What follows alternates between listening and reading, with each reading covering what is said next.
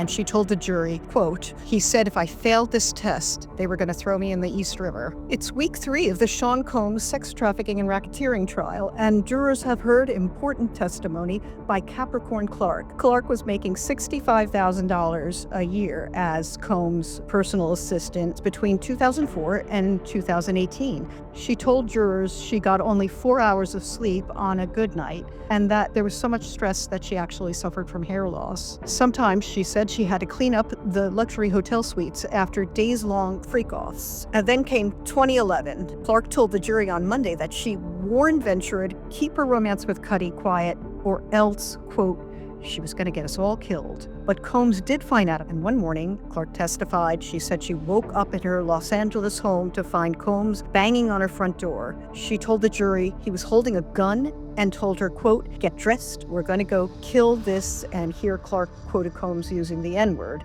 Clark called what happened next a kidnapping. Clark told the jury that Combs made her drive with him to Cuddy's house in Hollywood Hills with yet another bodyguard in the car. She said she waited in the car as Combs and the bodyguard went inside Cuddy's house. Cuddy was not there. Eventually, the police were involved, and Clark, on the witness stand, quoted Combs warning her, "You have to tell Cuddy to not tell police it was me. If you don't do that, I'm going to kill all you," and then he used an expletive. Clark cried on the witness stand as she described when she took Cassie Ventura over to see Combs to smooth things out after the Kid Cudi break-in. She described seeing Ventura curled up on the floor in a fetal position as Combs kicked her again and again. She also testified that as Combs kept kicking Ventura, he turned his attention to her. She testified, quote, "He said if I jumped in, he was going to F me up too."